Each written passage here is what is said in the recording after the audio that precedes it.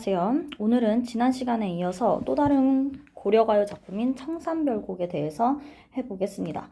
지난 시간 거 잠깐 복습을 해볼까요? 별곡이 무슨 뜻이라고 했죠? 그치, 별곡이라는 건 노래라는 뜻이에요. 그렇다면 청산별곡은 뭐겠습니까? 그쵸, 청산에서 부르는 노래라는 뜻이겠죠. 청산이라는 게 푸른 산을 의미하는 거니까 아마도 예상하건대 얘는 자연을 이야기하는 거겠구나 라고 알 수 있을 겁니다. 자, 그럼 이 글의 갈래부터 먼저 한번 설명을 해볼까요? 갈래는 말했다시피 고려가요. 고려가요의 특징이 뭐가 있었어요? 고려가요의 특징 살짝 빼놓고 얘기해보면 삼음보의 율격을 가진다. 또 분연체의 특징을 가진다. 분연체라는 게 뭐라고? 나눌분의 연자 해서 연을 구분한다 라는 게 됐었죠. 그리고 또 후렴구가 있다 였습니다. 그래서 이 후렴구가 의미를 가지는지 가지지 않는지 혹은 그 의미가 주제와 관련이 되는지 안 되는지를 구분하는 거 중요하다고 했어요. 자, 그리고 이 청산별곡이라는 작품의 성격은요, 현실 도피적이죠. 왜 현실을 도피하고 싶어? 그치, 현실이 마음에 안 드니까. 그렇기 때문에 슬픈 감정도 드러나요. 애상적이라고 볼 수도 있겠죠. 주제는 어디? 현실의 삶에서 벗어나고 싶은 삶의 고뇌와 비애로부터 벗어나고 싶은 욕구가 드러난다.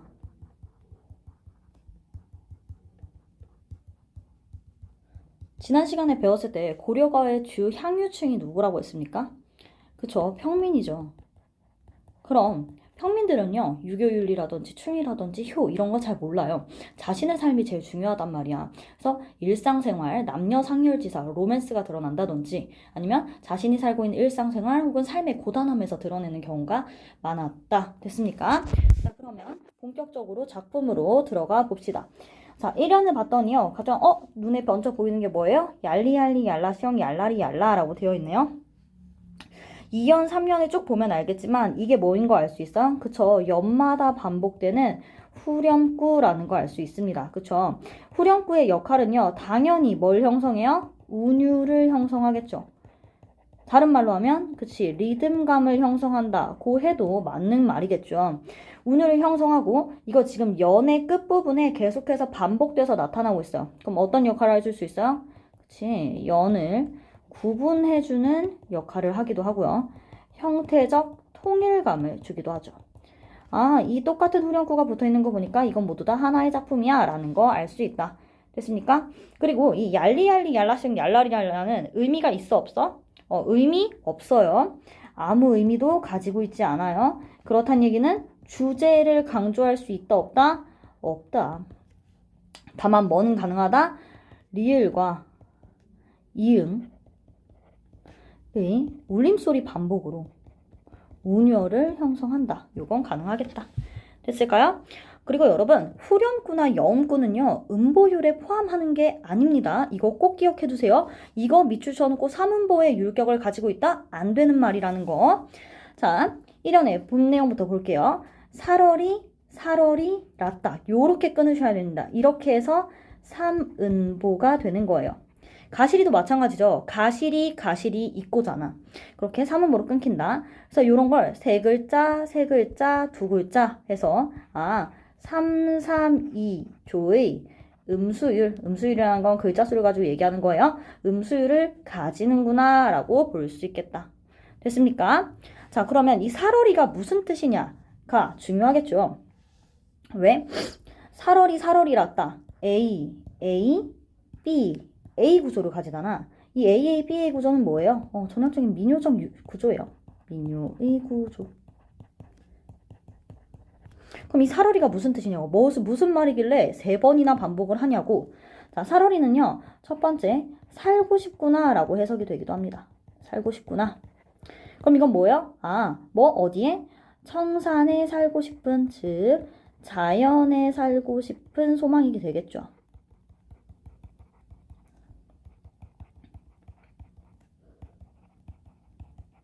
자, 그리고 두 번째는요.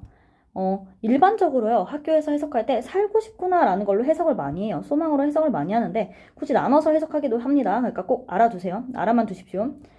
살겠다. 그럼 이건 똑같이 청산에 살고 싶은 소망이지만 뭐가 좀 더 강하게 드러나요? 의지가 좀 더 강하게 드러나요. 그리고 3번은요. 살았어야 했는데. 그럼 얘는 뭐예요? 내가 원래 청산에 살고 있었는데 지금은 그러지 못해. 뭐야? 지난날에 대한 후회가 되겠죠. 그래서 일반적으로는 소망으로 많이 해석한다. 그런데 학교 선생님에 따라서 이 세 가지를 모두 다 가르치는 경우 있으니 기억해 두자. 됐을까요? 어쨌든 간에 어떻게 해석하든 간에 변하지 않는 건 뭐다? 이 청산이라는 공간이 화자에게 플러스의 공간이다. 화자의 이상향이다. 요건 변하지 않는 거다. 자, 이행으로 가보겠습니다.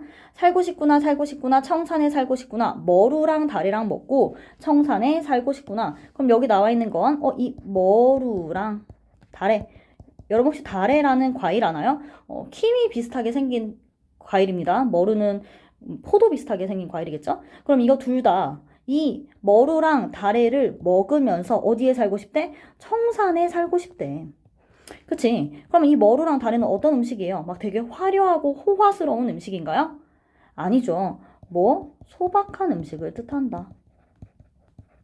그러면 난 자연 속에서 어떻게 하고 싶은 거야? 조용히, 평화롭게, 소박하게 즐기면서 살고 싶어 한다. 됐습니까? 네, 그렇다면 우리 2연으로 넘어가 봅시다. 자, 울어라 울어라 새여 자고 일어 울어라 새여. 자, 그럼 여기도 마찬가지 울어라 울어라 새여가 되겠죠. 사문보호의 율격을 가지고 있다. 그러면 이 울어라는요, 첫 번째 울어라 로 해석이 됩니다. 이건 뭐예요? 명령하는 거죠. 누구한테? 새한테 울라고. 두 번째 우는구나. 새가 우는 것을 바라보고 있는 게 되는 걸 겁니다. 어쨌든 두 가지 상황 다 어떻게 됩니까? 새가 울고 있는 상황이죠. 맞나요? 그렇게 봤을 때 이 새는요. 새가 왜 울어요? 새가 슬퍼요? 아니에요. 새는요. 그냥 새니까 지저귀는 건데 누가 슬프니까? 그렇지. 화자가 슬프니까. 화자가 슬프기 때문에 새도 슬프다고 느끼는 거죠. 우리 이런 걸 뭐라고 합니까? 네, 우리는 이런 걸 감정이입이라고 하죠. 자, 그리고 이 새는 화자의 정서를 불러일으키는 객관적 상관물이다 라고 해도 맞는 말이겠죠. 여러분, 잠깐 옆으로 올까요? 잠깐 옆으로 와서 옆에다가 적어놔 보세요. 감정이입과 객관적 상관물은요, 거의 비슷한 개념이에요. 그런데요, 화자의 정서를 불러일으키기만 하면 그건 다 객관적 상관물입니다.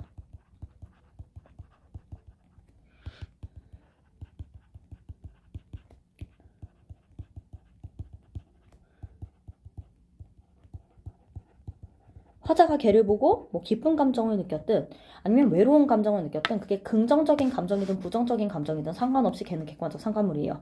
그런데 감정이입이라는 건 있잖아요. 요렇게 넣었을 때 감정이입은 요 안에서도 화자와 그 대상의 감정이 동일하면 감정이입이에요. 그럼 이 바깥에는 뭐가 있어요? 그쵸? 화자와 대상의 감정이 동일하지 않은 경우가 포함된다. 즉, 감정이 대비되는 경우. 예를 들어, 쌤이 오늘 이별을 했어. 나 남자친구랑 헤어졌단 말이야. 그런데 지나가는데 하늘에 막 제비가 날아다녀요. 근데 제비가 한 쌍이네. 어때 보여? 질투나지. 나는 혼잔데. 나는 이별해서 슬픈데. 쟤네는 되게 다정해 보이잖아. 그게 어떤 경우예요? 감정이 대비되는 경우죠. 그럴 때에도 선생님의 외로움은 어떻게 됩니까? 그쵸, 심화돼요. 그런데 쌤이 오늘 이별했어. 근데 제비 한 마리가 날아가는데 쟤도 왜 이렇게 외로워 보이지? 쟤 왜 혼자 날아가지? 쟤의 짝은 어디 갔을까? 이런 생각이 들어. 쟤는 그냥 혼자 날아가는 거예요. 근데 쌤이 이별을 했기 때문에 저 제비가 외로워 보이는 거지. 그럼 어때요? 쌤의 외로움이라는 감정과 제비의 외로움이 동일하죠. 이런 게 감정이입이라고 볼 수 있다. 근데 학교 선생님들에 따라서 넓게 봐서 왜 감정이 다 들어가 있으면 감정이입이야 라고 가르치는 선생님도 있으니까 내신 준비할 때는 학교 선생님이 어떻게 가르치느냐를 꼼꼼하게 보는 게 중요하다. 됐습니까? 자, 본문으로 우리 다시 돌아와 봅시다. 그래서 여기 나와 있는 이 새는요, 객관적 상관물이자 감정이입의 대상이 된다. 됐나요? 그래서 울어라 울어라 새요. 자고 일어나서 울어라 새요. 자고 일어나 울어라 새요. 그럼 뭐야 결국? 그치? 내가 울고 싶어요. 그리고 울만한 이유가 있으니까 우는 거겠죠. 뭔가 어떤 상황인 것 같아?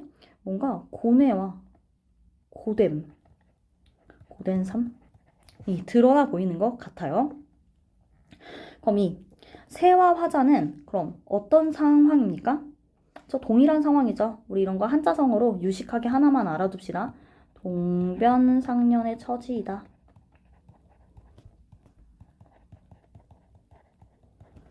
됐을까요? 하나 더 하자면 여기 새여라고 되어 있으니까 당연히 의인법이라고 볼 수도 있고요. 왜 새가 운대잖아요? 그래서 새여 하고 있으니까 영탄법이라고 볼 수도 있습니다. 영탄법이라는 건요, 표현법 자체가 감탄형을 쓴다는 거지 정말로 놀라거나 되게 기쁘거나 하는 긍정적인 감정과는 상관이 없어요. 슬퍼도 영탄할 수 있습니다. 자, 널라와 우리 이제 요거 기억할 거야. 라와 이건요 현대국어에서 너 보다 정도로 해석하시면 됩니다. 보다. 그래서 그럼 어떻게 되는 거야? 너보다 싫음 즉 걱정이 하다 무슨 뜻입니까? 쌤이 지난 시간부터 계속 얘기했죠. 고전시여도 영단어 외우듯이 외워야 해요. 하루에 몇 개씩만 외우면 수능 때 가면 모르는 단어가 없어요. 하다는 많다. 그럼 진짜 그 행위하다 할 때 그 두는요 어떻게 씁니까? 네, 아래아가 쓰인 하다로 씁니다. 자, 실행이 많은이겠죠. 많은 나도 자고 일어나서 운이노라. 되게 삶의 고단함이 드러나네요. 왜? 자면서도 울고 일어나서도 울고 지금 이러고 있잖아. 됐나요? 자, 우리 이제 그러면 3년으로 넘어가 봅시다. 자, 가던새 본다, 가던새 본다, 물 아래 가던새 본다. 지금 계속해서 무슨 구조 나오는 거 보여요? AA, BA 구조 나오는 거 보입니다. 자, 요 물이라는 개념을 알아둘 필요가 있어요. 요 물은요, 사물 할 때의 그 물이에요. 그래서 물이라는 건 일반적으로 뭘 뜻하냐면 속세를 뜻해요. 그러면 물, 왜라고 해놓으면 물의 바깥이지. 그럼 얘 뭘 뜻하는 거야? 자연을 뜻할 거야. 됐나요? 그럼 이 물 아래라는 건 어디를 얘기하는 거예요? 그치, 속세를 얘기하는 거죠. 속세 속을 바라보는 겁니다. 자, 가던새 본다. 가던새 첫 번째, 정말 날아가는 새. 새를 바라보고 있는 거예요. 그리고 두 번째는 뭘로 해석되냐면요. 갈던 사례로 해석되게 됩니다. 사례라는 건요. 밭이랑 할 때 그 밭을 의미하는데 그럼 이 갈던 사례라는 건 내가 뭐 하던 사례야? 농사 짓던 땅인 거야. 농사 짓던 땅. 내가 지금 청산으로 가려고 하는데 내가 갈던 밭이 보여. 어때요? 그치? 분명 나는 이 현실을 떠나고 싶어. 이 현실 되게 힘들거든? 힘든데 내가 농사지었던 땅을 보니까 또 뭐도 생기는 거야? 미련도 생기는 거예요. 속세에 대한 미련이겠죠. 왜? 이 가던새를 본다 라고 했으니까요. 근데 중세국어 때는요. 이 니은다의 형태 기억해둬야겠지? 니은다 뭐다? 의문형으로 해석하기도 한다. 의문형으로 어떻게 해석돼요? 뭐뭐? 느냐로 해석되잖아. 그치? 그럼 이건 가는 새를 보느냐? 이도 되겠죠. 근데 보느냐 해도 해석은 크게 달라지지 않아요. 그냥 의문형이 드러난다 정도만 되는 거지. 왜 해석이 달라지지 않아요? 보느냐라는 건 본다라는 얘기잖아. 그치? 서리법이죠. 익묻은 장글란 가지고 물 아래 가던 새 본다. 익묻은 장글란이라고 하면요. 일반적으로 해석은 이끼 묻은 쟁기 라고 해석이 됩니다. 자, 쟁기라는 건 농기구잖아. 이 농기구에 뭐가 묻었어? 이끼가 묻었어. 그 얘기는 무슨 뜻이야? 이 농기구를 쓸 일이 있어 없어? 없는 거예요. 화자의 직업이 뭐였다는 걸 알 수 있어.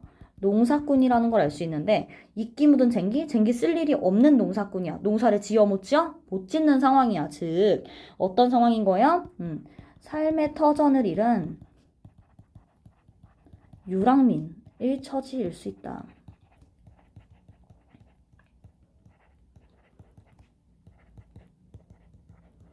그쵸? 고단한 삶이 드러나는 거지. 그리고 요즘에는 일반적으로 이끼 묻은 쟁기라고 해석합니다. 그런데 어떻게 해석하기도 하냐면 이끼 묻은 어쨌든 이게 철을 의미하는 거잖아요. 무기라고 해석돼요. 그럼 여기서는 뭘 할 수 있어요? 아하, 이 화자의 직업이 군인이었구나. 근데 어떤 군인이야? 아마 패전한 군인이겠죠. 왜? 무기를 쓸 일이 없잖아. 나라를 잃었거나 이런 군인인 거지. 그리고 세 번째, 그치. 은장도로 해석하기도 합니다. 은장도라는 건 누가 가지고 있는 거야? 여성이 가지고 있는 거야. 화자의 화자가 여성이구나. 즉 여성이라면 님을 잃은 슬픔을 드러내는구나. 로 해석이 가능하기도 합니다. 어쨌든 어떤 사람들이요? 이 사람들 다 고단한 삶을 살던 사람이네. 요게 핵심이에요. 다양하게 해석이 가능하지만 공통적으로 해석되는 것들이 있다. 얄리얄리 얄라생 얄라리얄라는 더 이상 해석하지 않습니다. 후렴구는 한 번만 해석하면 충분해요. 별 의미가 없기 때문에. 됐나요? 자, 그럼 우리 사연으로 넘어가 볼게요. 자, 일인공, 절인공, 하야. 원래는요, 일인공, 절인공이라는 건 이렇게 저렇게 라는 말이잖아. 결국 일이고 절이고 요런 말이겠죠. 그런데 뭐를 넣어서 이 이응을 넣어서 음악적 효과를 살린다. 운율을 형성한다. 해도 맞다고요. 자, 낮은 국외음화가 일어나지 않았구나. 그래서 디귿이나 티읕으로 되어 있는 거 해석 안 될 때 지읒이나 치읒으로 바꿔서 해석하면 해석이 수월하다라고 했습니다. 그럼 낮은 지내왔지만 이란 뜻이래. 그럼 여기서 낮이라는 시간은요. 어떤 시간이에요? 그냥 낮에는 뭐 할 수 있어? 여기저기 돌아다녀도 보고 해가 있으니까 밝으니까 여기저기 돌아다녀도 보고 풀도 뽑고 청소도 하고 이렇게 지낼 수 있는 시간이야. 즉 어찌저찌 때우는 시간이죠.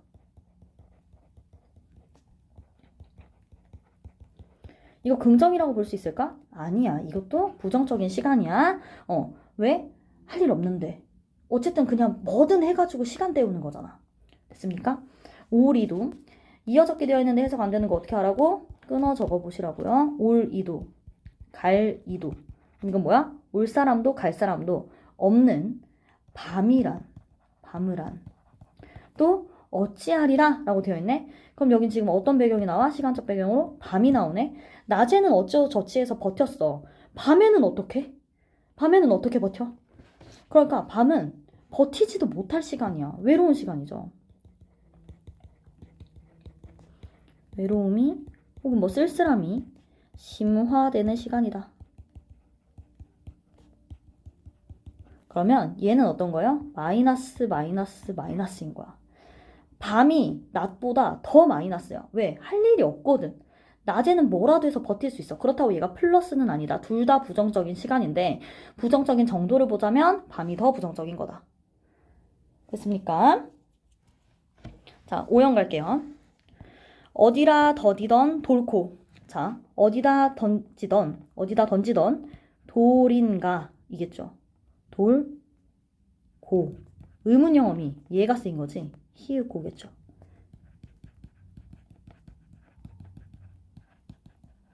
근데 이 돌이라는 게 뭐기 때문에 우리 중세국어 시간에 배웠어요. 히읗 종성 체언이기 때문에 합쳐져서 자음 축약돼서 키읔으로 나타난다. 그럼 어디다 던지던 돌인가? 누구를 마치던 돌인가? 그럼 이거 지금 어디다가 던지는 돌인지도 모르겠고요. 누구를 맞추는 돌인지도 모르겠어. 나를 맞추려고 한 거야? 아니야. 몰라 그건. 나를 맞추려던 돌도 아닌 것 같아. 근데 밀이도겠죠? 그럼 어떤 사람? 그치, 미워하는 사람도. 괸이도. 그럼 얘는 어떤 사람? 그치, 사랑하는 사람도 없이 맞아서 운이노라. 여러분 보세요. 사랑하는 사람이 있으면 나 어떻게 할 수 있어? 사랑하는 사람과의 이별의 슬픔, 만남의 기쁨 이런 걸로 울 수 있어. 그리고 미워하는 사람이 있으면 걔가 너무 미워서 증오스러워서 울 수 있단 말이야. 근데 그런 사람이 있대 없대? 없대. 그러면 이건 무슨 말일까요? 그치? 울만한 이유가 없는 거야. 그치? 근데 나 지금 뭐 때문에 울어요? 맞아서 울어요. 뭘 맞았어? 위에서 돌 던졌다며. 돌을 맞아서 울고 있는 거예요. 그럼 이건 어떤 눈물인 거야? 어떤 슬픔인 거야? 내가 피할 수 있어? 없어? 없어요. 그치? 내가 우는 게 운명적이야. 숙명이에요. 즉, 피할 수가 없는 거지. 나는 울 수밖에 없는 운명인 거야. 그러니까 나의 비참한 삶이 그냥 타고나게 비참할 수밖에 없는 슬픔인 거죠. 운명적 고뇌가 드러난다. 됐습니까? 우리 지난 시간부터 계속 뭐 했어? 괴다 했어요. 무슨 뜻? 사랑하다. 울만한 당연한 이유가 없음에도 불구하고 나는 울게 될 수밖에 없는 운명이다. 6년 봅시다. 살얼이 났다. 발알에 살얼이 났다.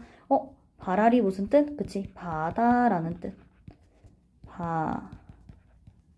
발알이 바다라는 뜻이죠. 그래서 어디에 살고 싶대요? 바다에 살고 싶대. 뭐랑 똑같아 지금? 일연의 형식과 똑같죠. 맞나요? 그럼 어떻게 될 거야? 일연과 대꾸되는구나. 됐나요? 해석은 똑같겠죠? 그러면 이 바다라는 공간은 결국 일연에서 말하는 어디와 똑같은 거야? 그치? 청산이랑 똑같은 거야. 됐나요? 나무자기 구조개랑 먹고 발 아래 살얼이 났다. 그럼 이 나무자기 구조개라는 건 나무자기 그리고 굴조개죠. 이게 결국 뭐겠어요? 뭐랑 똑같아? 그치? 머루다리랑 똑같죠. 그럼 얘네가 의미하는 건 결국 뭐예요? 그치? 소박한 음식이지. 이 바다는 당연히 이상향이겠죠. 청산이랑 똑같으니까요. 그러니까 나무작이라고 생각하시면요. 그냥 그 근처에 있는 뭐 해초들 이런 걸 얘기하는 거겠죠. 그럼 우리 이제 유견으로 오면서 어디에 가서 살고 싶대요? 바다에 살고 싶대요. 가다가 들어라. 애정지 가다가 들어라. 그러면은 아마도 예상하건대 바다에 가다가 듣는 거겠죠. 유견이 바다였으니까 바다에 가다가 듣노라. 뭘 들어요? 애정지 가다가 듣는데요. 뭘 듣는지 모르겠어. 아직 안 났어? 애정지라는 건요. 얘가 부억으로 일반적으로 해석이 돼요. 그러니까 애정지라는 말이 있어. 정확하게 해석은 없지만 애정지가 부억이라는 말로 있기는 해. 근데 어떻게 해석하기도 하냐면요. 그냥 오타가 난 거다. 이거는 애정지가 오타가 난 말이다. 사이길로 해석하기도 합니다. 1번, 2번. 갑자기 부억이 나오는 게 이상하잖아. 그러니까 이건 아마 오타였을 것 같아. 사이길을 얘기하는 거야. 그래서 가다가 듣는다. 사슴이 장대에 올라서 해금을 켜는 것을 듣는다. 자, 해금이라는 건 뭡니까? 악기지? 여러분, 장면을 생각해 보세요. 이거 지금 해석을 하면 사슴이 장대에 올라서 해금을 켜는 것을 듣는다야. 뭔 말이야 이게? 뭘 생각해봐. 사슴이야. 이렇게 사슴이 있어요. 쌤이 항상 강조하지만 쌤은 미술쌤이 아니에요. 사슴이야. 얘 사슴이에요. 자, 사슴이 뭐 하고 있어? 해금. 악기를 켜고 있어. 악기를 부르고 있단 말이야. 그치? 어디에 올라가서? 장대. 장대라는 건 긴 막대기를 의미하는 거잖아. 여기 올라가지고. 이게 무슨 상황이야? 말 돼, 안 돼? 안 돼. 첫 번째, 이렇게 사슴이 장대에 올라서 해금을 켜는 것을 듣는다라는 걸 첫 번째, 그냥 그대로 해석을 하면요. 이거는 그만큼 어떻다? 불가능한 상황. 즉, 삶이 너무 힘드니까 불가능한 상황. 즉, 기적을 바라고 있는 거다. 요 얘기가 될 거고요. 두 번째는요. 어떻게 해석하냐면 말이 안 되잖아. 그러니까 좀 말이 되게 생각을 해보면 사슴 분장을 한 광대일 것이다. 그럼 얘는 뭐가 되는 거야? 이 시름, 걱정을 잊기 위해서, 이 고된 삶을 잊기 위해서 뭘 보는 거다? 산떼 노름을 본 것이다. 광대 노름을 이제 노름이라고 하는데요. 노름을 구경하는 것이다. 이렇게 해석이 되기도 합니다. 이거는 둘 다 뭐가 맞다라고 얘기할 수는 없어요. 지금 남아있는 게 없기 때문에. 네, 쌤 생각에는 이렇게 해석하는 게 조금 더 자연스럽기는 하죠. 삶이 너무 힘드니까. 기적을 왜 바라는 거야? 삶이 너무 힘드니까.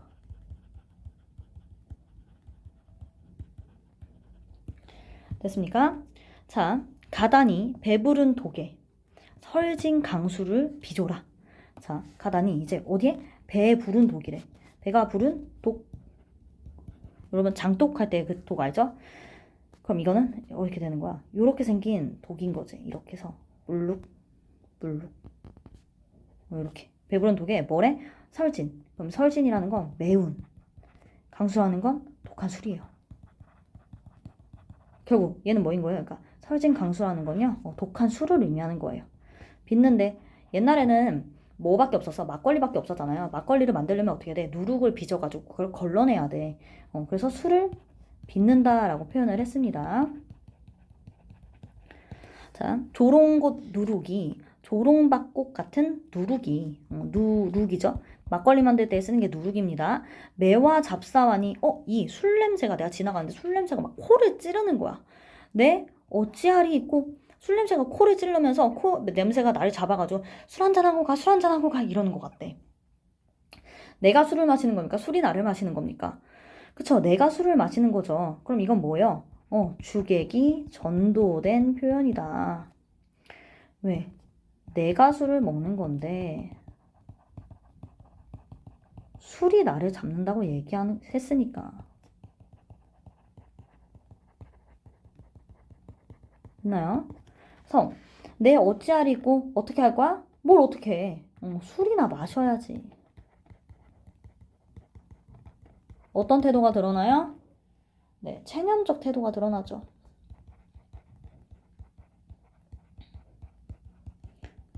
술은 왜 마시는 거라고? 그치. 현실의 고통을 잊기 위해서. 현실의 고통을 잊기 위한 매개체가 되겠죠.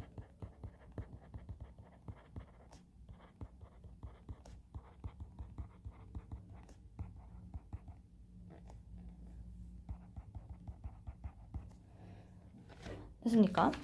그리고 가끔 어떤 지문도 나오냐면요. 우리 앞에서 1연이랑 6연이 대칭되네 라고 봤잖아요. 대칭되네 라고 봤잖아. 그래서 1, 2, 3, 4, 5연 그리고 6, 7, 8연이 대칭되는 거니까 5연과 6연의 위치를 바꾸면 트레이드 하면 그게 좀 더 구조적으로 자연스럽지 않나? 그치? 왜냐면 그러면 이제 4연, 4연씩 대칭되는 거니까 이런 선지가 나온 적이 있습니다. 바꾸면 더 대칭적이다. 이것도 맞는 말이라고요. 됐을까요? 자, 그럼 우리 특징 정리하고서 넘어가 볼게요. 자, 특징. 뭐가 있었어? 그치, 민요적 율격을 가져서요. AA, BA 구조의 반복이 드러났다. 반복한다는 얘기는 강조한다 라는 얘기가 됩니다. 그리고 후렴구에 뭐가 반복돼요? 네, 이응과 리을의 울림소리가 반복된다. 뜻이 따로 있는 것은 아니지만 운율을 형성한다. 그리고 표현법으로는 뭘 쓴다? 감정이입, 새 감정이입 했습니다. 그리고 반복 나오고요. 또 새를 어떻게 하고 있어? 의인화해서 설명하죠. 또 뭐도 나와? 상징도 등장합니다. 잉 묻은 장글란. 그치. 유랑민을 뜻하는 거였다. 됐습니까? 자, 여기까지 해서 청산별곡 했는데요. 청산별곡은 뭐가 핵심이다? 그치. 고된 삶을 잊기 위해서 어디 이상향인 청산으로 가고자 하는 마음이 드러난다. 라는 거 기억하셔야겠습니다. 자, 청산별곡은 여기까지 설명할게요. 안녕.